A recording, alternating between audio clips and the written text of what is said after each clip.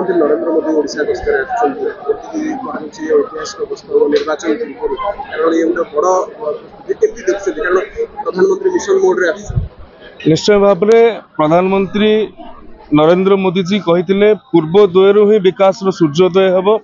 ओडिशा उपरे तांकर सर्वाधिक गुरुत्व रही आसी एवं आसंता काली दलीय कार्यक्रम सहित सरकारी कार्यक्रम परियोजना रही अनेक आपण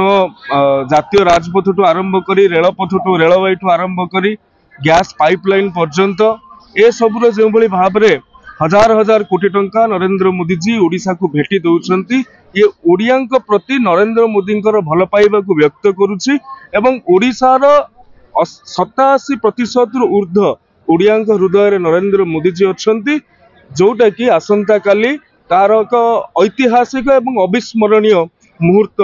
हेब एवं कार्यकर्ता भाव में आम मान भितर यथेष्ट उत्साह एवं उद्दीपना रही जोटा कि आगामी दिन में आमको बहु मात्रा सहायक निश्चित भाव में जिते आम दलर आम देशर सर्वोच्च नेतृत्व आम अंचल को आम माटी को आसुंच